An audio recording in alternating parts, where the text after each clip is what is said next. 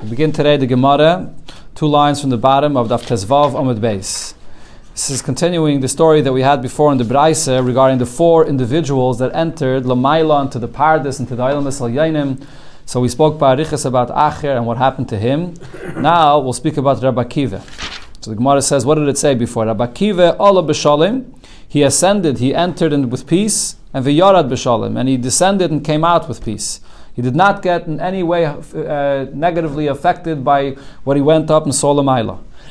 Now, regarding Rabbi Akiva, the pasuk says, "Mashcheni acharecha narutza," that I'm drawn to you and I run to you today, Bishta. And Rabbi Akiva went up in the highest places, and he knew not to look and not to go in places where he's not supposed to be, and therefore he did not get affected negatively by this.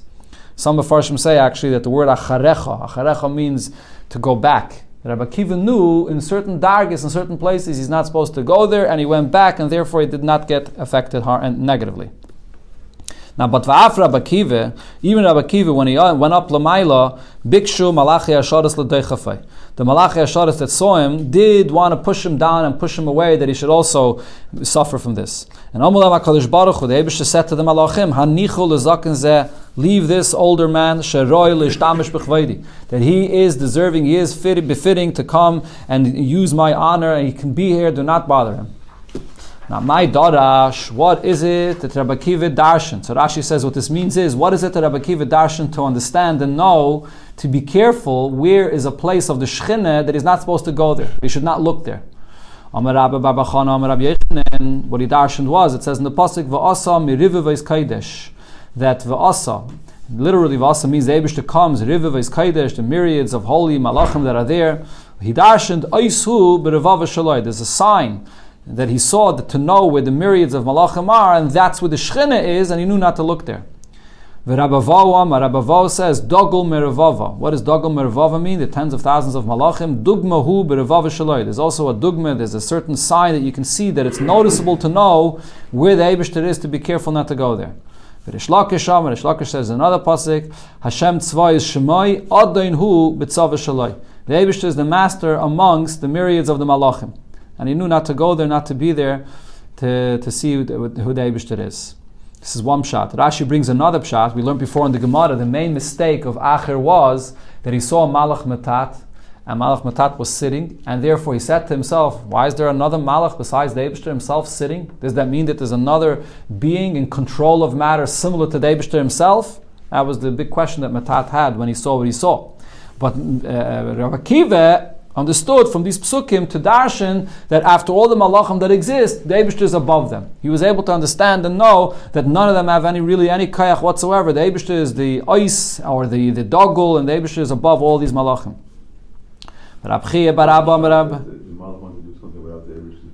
They couldn't, as you see, they couldn't do anything there with the Eibishter's permission. It says they wanted the bikshu malachi asharis l'deichafei, and the Eibishter didn't allow them. Could be. Rabbi Bar Abba Rabbi Yechanan. So Rabbi Bar Abba brought another pasuk in the name of Rabbi Yechanan. How do you identify where the Eibishter is, not to go there? Loi beruach Hashem. The Eibishter doesn't come with wind. Vacha ruach rash. And then after the wind, there's a noise and commotion. Loi berash Hashem. The Eibishter is not there either. Then vacha rash eish. There's fire. Loi beish Hashem. The Eibishter is not in the fire. Vacha eish koil de mamadaka. Then there's a very small, low voice, and v'hine Hashem over. That's when Hashem passes. So he knew to know through the siman where the Eibishter is, not to go there. There are 6 things that are said about the nature of the Shedim. Shloisha kemalachi asharis. 3 is that they are similar to malachim. Ushloisha kibnei adam. And in 3 ways they're similar to human beings. Shloisha kemalachi asharis. Yeshlam kanafayim kemalachi asharis. They have wings like the malachim. V'tasen b'seifeilim v'atzeifa k'malach hasharis, and they fly from one end of the world to the other like malachi hasharis. I think the Marsha says that when it says here that they can fly from one end of the world to the other, it doesn't mean fly because we just said they have wings. If they have wings, it's obvious that they can fly with the wings. But what it means is, unlike a human being that is only able to live in certain climates in the world, certain places are too cold or too hot, but these shadim could be in any climate in the world. And also, v'yaydin masha'asad liyes k'malach hasharis. They know everything in the future like the malachim know. Fragt the Gemara, what does this mean? Yaydin, they themselves have the knowledge to know. So kedaitach, would you think so? How are they even malachim don't actually. How do they have this knowledge? Elo shoymim me'achorei apargid k'malachi hashadas. Just like the malachi hashadas, they don't know on their own, but they're high up in a place where they're able to hear from behind the curtains to know what's being said about the future. And then shleisha kibnei Adam. In 3 ways, they're similar to human beings. Eichlin v'shaisen kibnei Adam. They eat and drink like human beings. Doesn't mean begashmias, but in other words, the concept of eating and drinking exists by them. Paran v'ravim kibnei Adam. They multiply and give birth like human beings. Umeisim kibnei Adam. And they die like human beings. That's the Shadim. Now, Shidvarim Nemru Bibnei Adam, regarding your human being, there are 6 things that are said about the nature of a person. Shloisha Kamalachi Asharis, 3 are like Malachim, and Shloisha Gebehema. And 3 of the nature of a person is like a behema. Shloisha Kamalachi Asharis, the 3 of the natures in a person that are like Malachim. Yeshlem Das Kamalachi Asharis. A human being has intellect like a Malach. A human being does not walk on 4, he goes on 2 and he stands straight up like malachim. And a human being can speak in the holy language of Lashon Kodesh like the malachim. 3 like a behema is eichlin v'shaisen kebehema. A person eats and drinks like an animal. Multiplies and gives birth like an animal. And has to relieve himself the way an animal does. Going back now to the Mishnah. The Mishnah said a person that looks at 4 things, it would have been better for him not to come into the world. And the Mishnah there says the 4 things. The Gemara brings it here. Now, it's understood, mala maila, mala mata. Person starts interrogating and thinking what's above all of the worlds, what's below everything, mala acher, and what's after the world, what comes later, what's going to be after the world, l'chaya. So that's understood. That you could explain why a person shouldn't start thinking about those things, because you come to think about things that you can't understand, and then you start having all kinds of doubts, and therefore person should not be thinking and trying to figure out things that are beyond our seichel. Ella lifnim, when it says that a person should not think about what happened before, why not? Madahava hava. What happened, and what is exactly wrong about a person thinking about the past of history of things that happened? So the Gemara explains, Rabbi Yochanan and Rabbi Elazar, Rabbi Yochanan and Rabbi Elazar both explained what the Mishnah meant to say when it says that you shouldn't think about what happened before. And what it's going on is before creation. And the Gemara gives a very interesting mashal. So they said the mashal of Mashal Melech Basav V'dam Shamal Avodav. A king of flesh and blood said to his servants, Benuli palterin gedolim, build me a huge palace, where ala ashpa, in the place where the garbage dump used to be. Halchu banulai, they went and they built him this huge palace there in that place. So now instead of it being a garbage dump, it turned into the beautiful palace of the king. So even after the palace is there, the king does not want the past history, the fact that this was once a garbage dump, ever to be mentioned again. Very funny mashal. But the meaning of this mashal is the world is created yesh ma'ayin, and the Eibush does not want us to think about what the ayin of the world is before creation. Or I think I saw some of Farshim say that it says in Kabbalah that the Eibush was bayna olam v'machrivan. The Eibush built worlds, and he destroyed those worlds until finally he built this world. So, which means that our world was created upon the ruins of previous worlds that Hashem created and destroyed. Trying to figure out what were the worlds that existed before this world that existed is something that we can't figure out, and it just brings a person to having sfeikis. That's the ashpa the Gemara is talking about. Over here, he doesn't say Ma'adahava as a terrace. No, it's a question. It's a question, yeah. Well, in many places, Ma'adahava. Could be, yeah. Okay. Yeah, over here it's a question. Going back to the Mishnah, it said, Kol shleichasa kavod kainai, person that has no proper honor for the Eibishter, Rasi lo shalei ba l'olam. It's better for him not to have come into the world. What kind of honor for the Eibishter are we talking about? The Mishnah didn't say. So the Gemara says, Ma'ahi, what is this? Rab Abba said, Zamistakel bekeshes. A person that when there's a rainbow, doesn't just look at the rainbow and make a bracha, but he gazes at the rainbow. Not supposed to look into the rainbow. Rav Yosef says, this refers to a person that does an Aveda discreetly.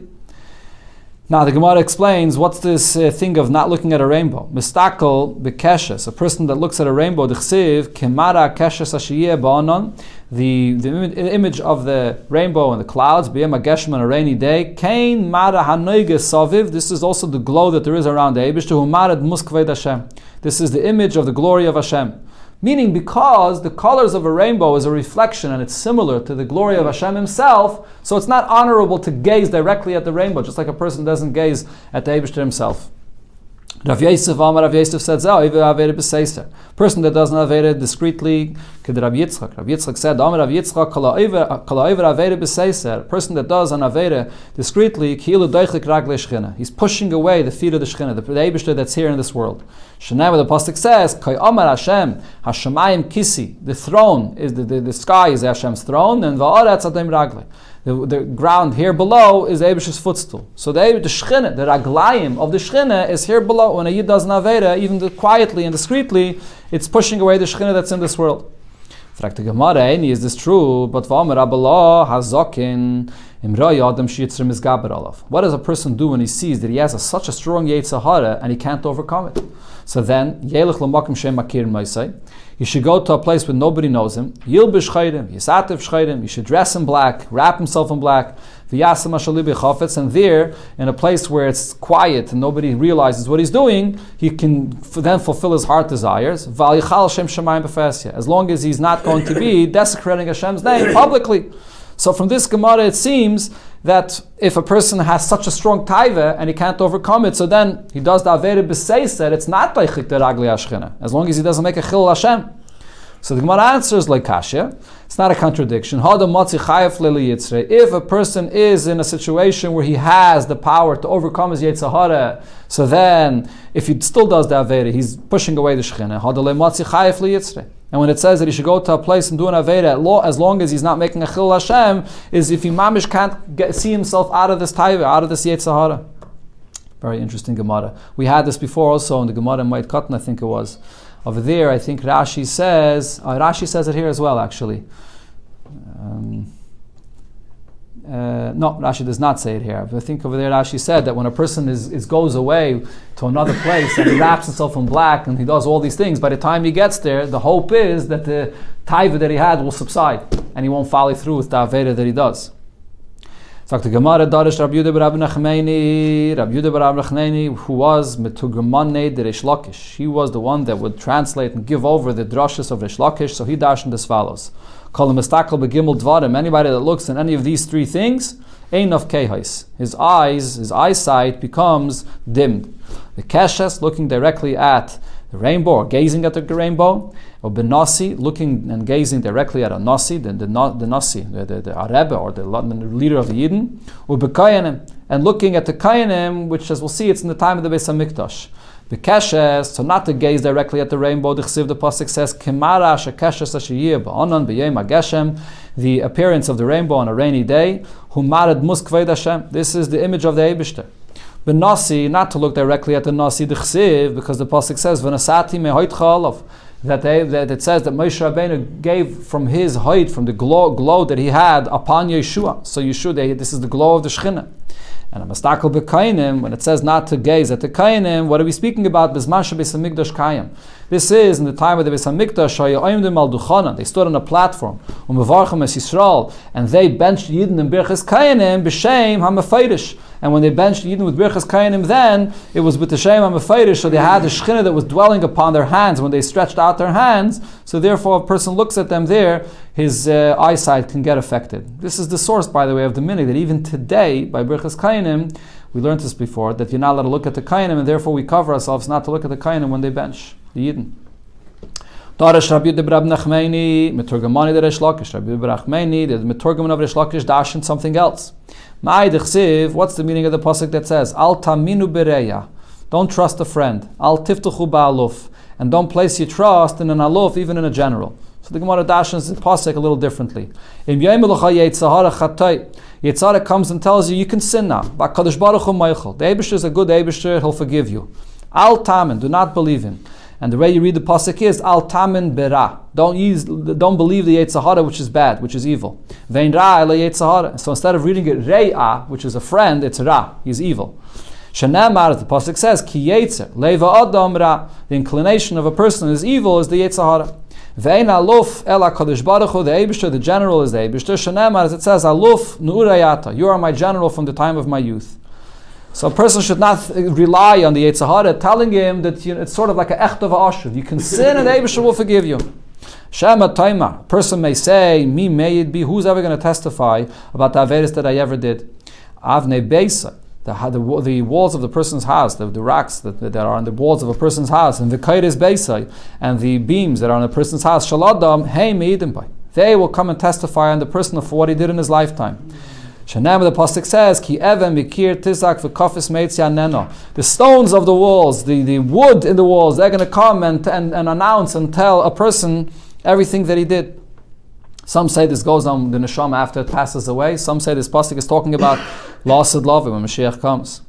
The Chachamim say nishmasa shaladam midabay. The neshama of a person will come and talk and say testimony about what he did. Shanama, as it says there in the continuation of that pasuk, mishaycheves cheikecha, the one that lies in your lap. Shmar pischepicha. Be careful what you speak, because it's going to repeat everything you said. Who is it that lies in the lap of a person? This is the neshama of a person that you possess that will then come and speak about what you did. Rab Zrika said, Shnei malachi asharis hamalav. There are two malachi asharis that accompany a person wherever he goes. Hey meidim, they will come and testify about what a person did in his life. Shenem, as the pasuk says, Ki malachav yitzavalach l'shmarcha b'chol drechecha. Malachav, plural. There's two malachim that accompany you in all ways you go, and they will speak. And then the final opinion here is v'chachamim maimrim. Or another gear says, V'yashemrim, a varav shal adam meidim bay. The very limbs of the person himself will come and speak about what the person did. Shenem, as the pasuk says, Va'atamei, that you yourself will be the witnesses. Num Hashem, Hashem says, Va'nikel, I am Hashem. Okay, this is the conclusion of the Agadata from the beginning of the Perek. Now, we go back to the halachas. They're all true. Yeah, all these Eidim. You have a bunch of Eidim here. Going back now to the Mishnah, the halachis of the karbanis that are brought on Yom Tov. So here the Mishnah is going to bring 5 pairs of Tanaim that argue about the same subject, and the Mishnah repeats the same achleikis in 5 different generations. So the first pair was Yosef ben Yezer Shalei Lismach. Yosef ben Yezer said, on Yontif, when you bring your carbon Chagigah, you don't do smicha, which is leaning very heavily on the animal before the carbon is brought. So you don't do any smicha on Yontif. Yosef ben Yechanan said, Lismach. You do lean on the animal. The next group that argued about this, Yeshua ben Prach Yaimer, Shalei Lismach, not to lean on the animal. Nitaya Arbeli Yaimer, Nitaya Arbeli said, Lismach, that you do lean on the animal. The third group that argued was Yehuda ben Tabayay Meshalei Lismach, that you do not lean on the animal. Shimon b'Shatachai Melismach, you do lean on the animal. The fourth group was Shmaya Melismach. Shmaya says you do lean on the animal, and Avtalia Noimer Shalei Lismach. Avtalia says you do not lean on the animal. And the next group, the fifth group here, was Hillel Menachem. Originally, the two students of Shmaya and Avtalian were Hillel and Menachem. And then Hillel and Menachem did not argue about this. They agreed. It doesn't say what they held, but they did not argue about this. Then what happened was Yatsa Menachem. Menachem left. The Gemara is soon going to say where he left to. Nichnas Shammai. Instead of Menachem came in Shammai, and here began all the big machlekes in between Shammai and Hillel. And Shammai Yaimer Shalei Lismach. Shammai said not to lean on the animal, and Hillel Yaimer Lismach. And Hillel said to lean on the animal. That's the fifth group that argued about the same topic. Their first machlekes. Yeah, apparently this is their first machlekes, correct. And from here, the whole machlekes began. If Menachem wouldn't have left, then it would have been Hillel and Menachem. There would have been any machlekes. Harishainim, now the Mishnah explains about all these 5 groups that we had here. Harishainim, the first mention in all these 5 groups, Hayu Nesiim. They were the Nasi, the leader of the Yidden. Shniim, the second one in the 5 groups that were mentioned here, Lahem, Av Bezdin. They were the Av Bezdin, the leader of the Bezdin, which is on a lower level than the Nasi. Sagt the Gemara, in the Braisa as well, we learned about these 5 groups. Tan Rabbanan, Shloisha, Mizugis Harishainim, Sha'amru Shalei Lismach. So if you look at the first 3 groups, so the first one in the group said not to do the smicha on the Yom Tov.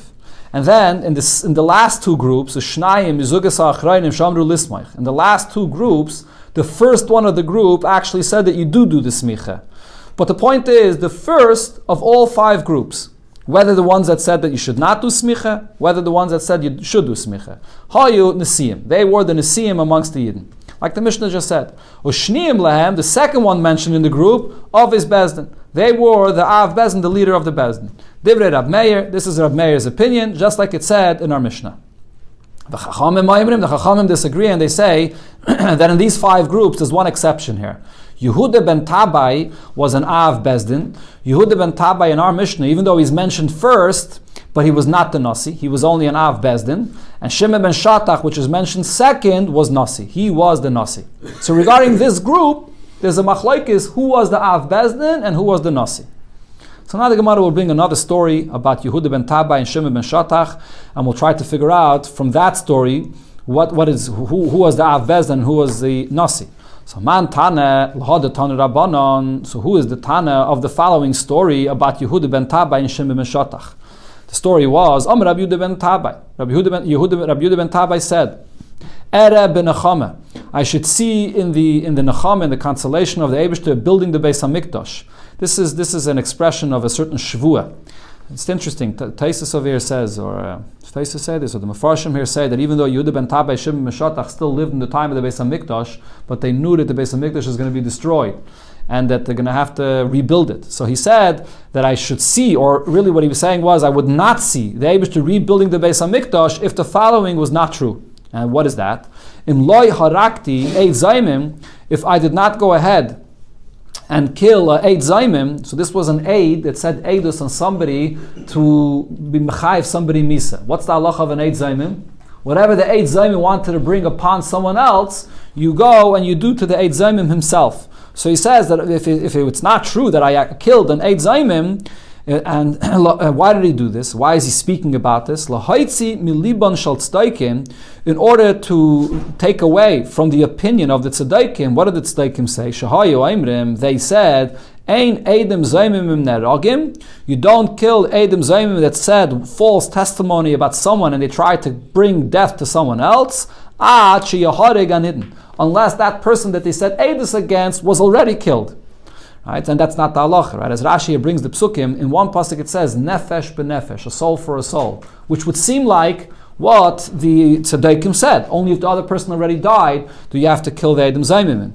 But the pasuk says, vasisam like kashazama. Kashazama means even if it's just a thought they had, and it's only when they planned and they did not yet kill someone else, then the Edim Zaymim get killed. This is the point that Yehuda ben Tabai was saying, that he killed an Eid Zaymim even before the other person that they said testimony on died. So to this, Amalei Shimon ben Shatach said, Ere ben Nechama, I should see the consolation of the Eibishter building the Beis HaMikdash. If it's not true, the fact that you spilled blood that was clean, that should not have been spilled. Why? What did he do wrong? Seems like he fulfilled Adarabi. He was taking away from the opinion of the tzedaikim.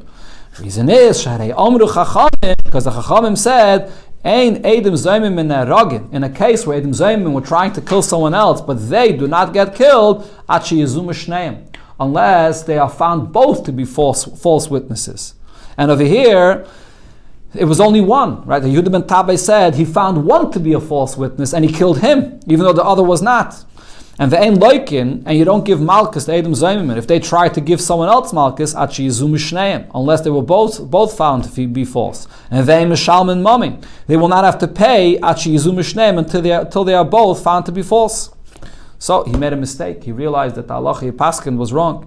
So miyad kibul of Yehuda ben Tabai. So immediately Yehuda ben Tabai accepted upon himself she'ena meira halacha ela b'fnei Shimon ben Shatach, that he's never going to paskin a halacha in front of Shimon ben Shatach, because he saw he made a mistake and Shimon ben Shatach corrected him, right?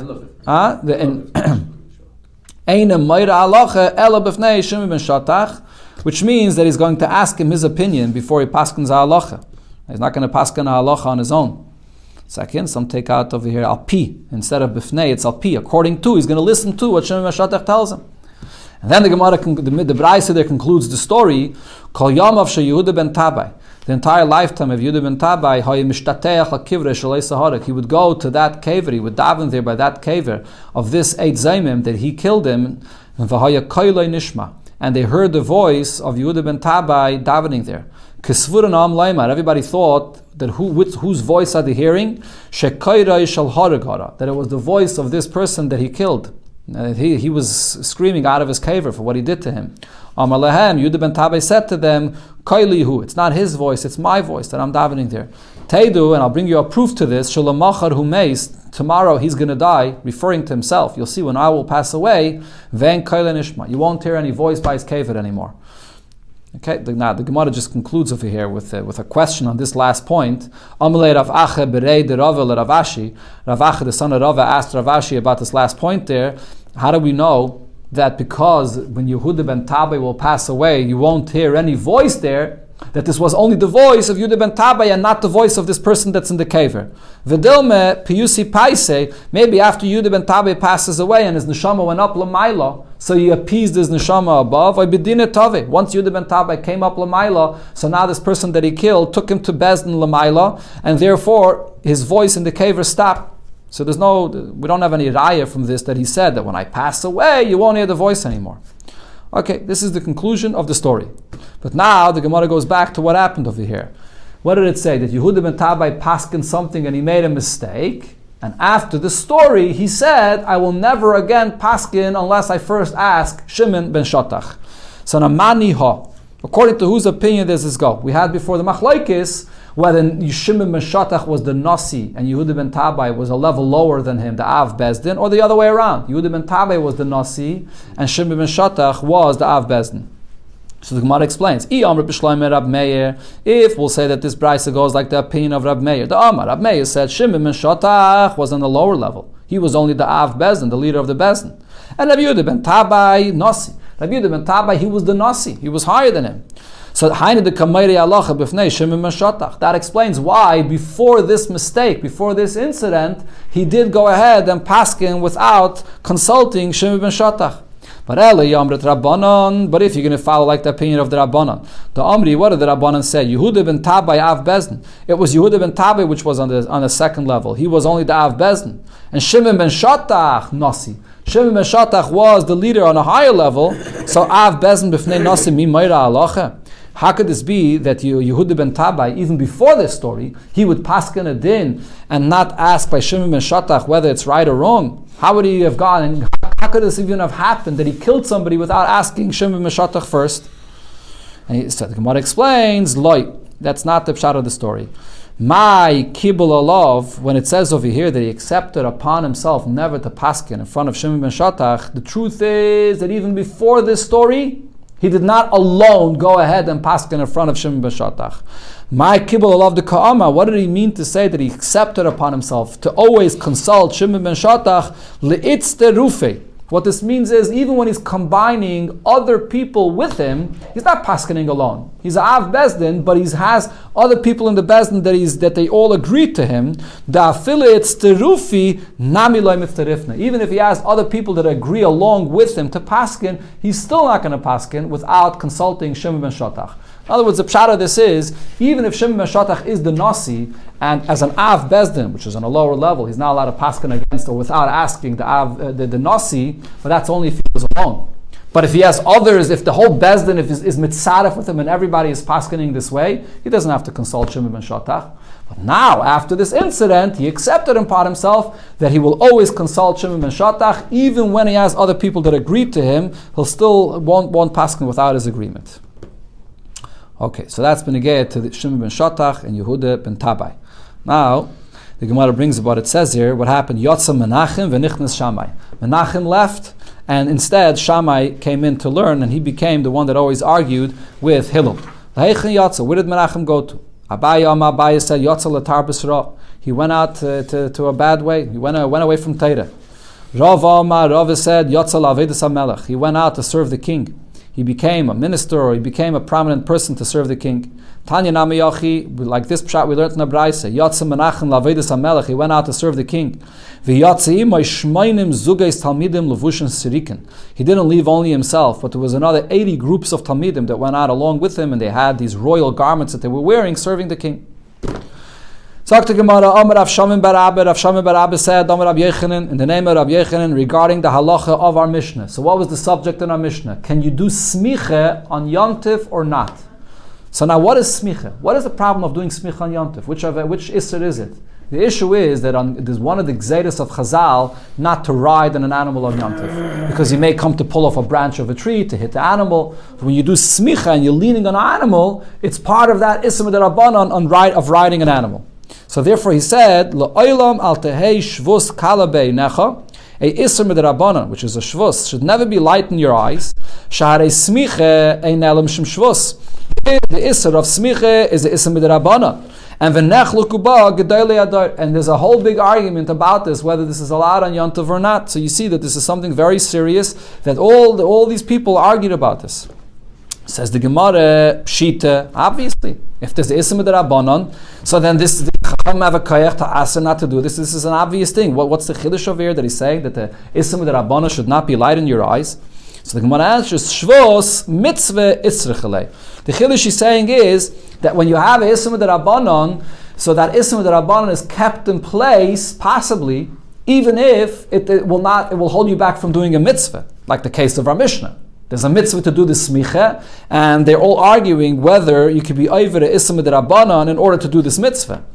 So the Gemara asks, but honami pshita, that's also obvious. I mean, that's the simple pshat of our Mishnah. The Mishnah is saying that they're arguing whether you can do the smicha, even though it's Ism d'Rabbanan, when there's a mitzvah to do the smicha. So this is obvious. How else would I learn pshat in our Mishnah?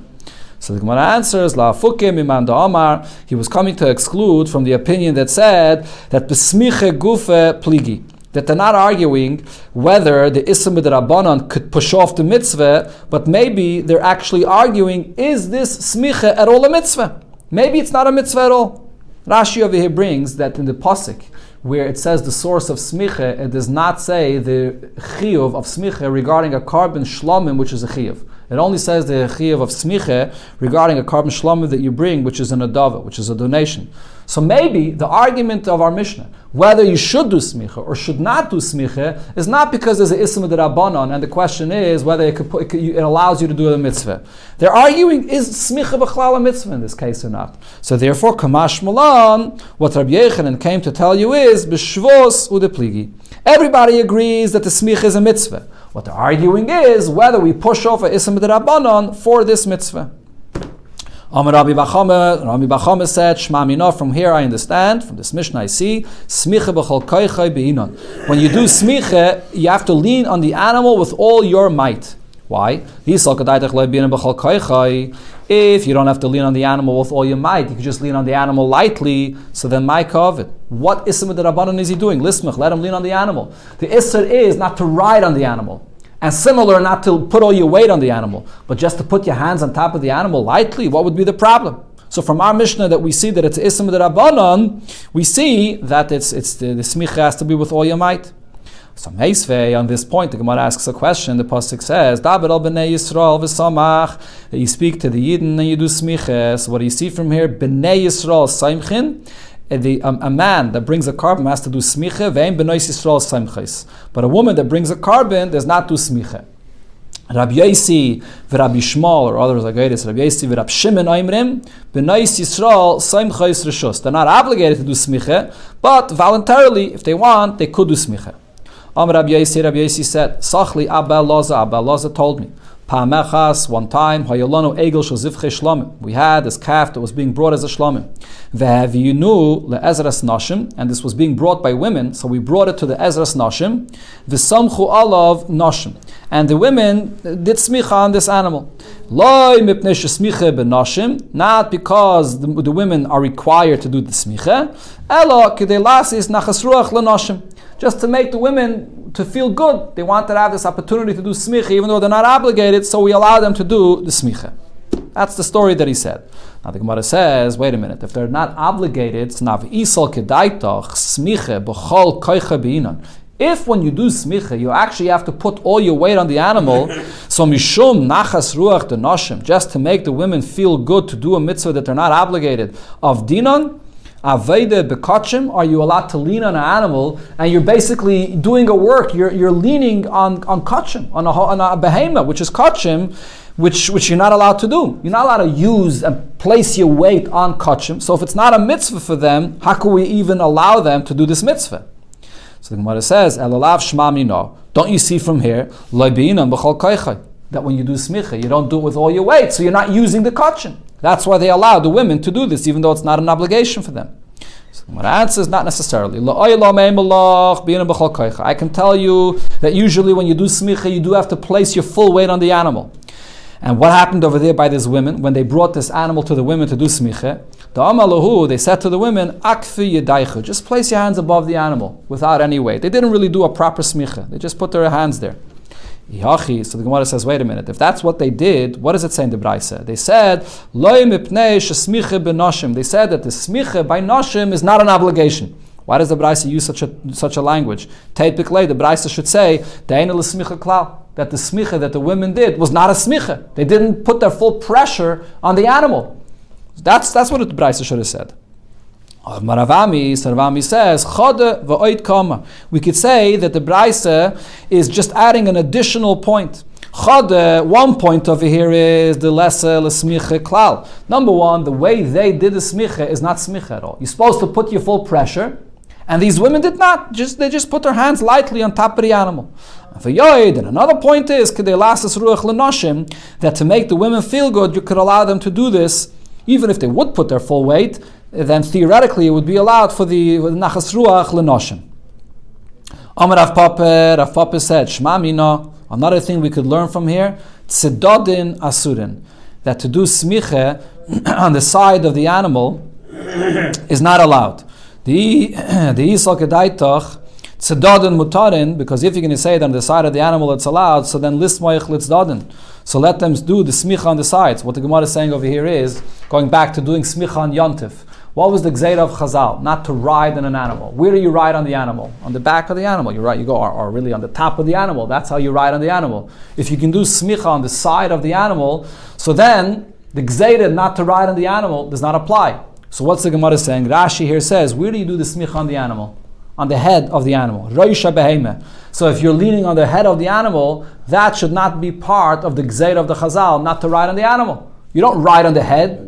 You ride on the body of the animal. So why can't you do the smicha on the head of the animal?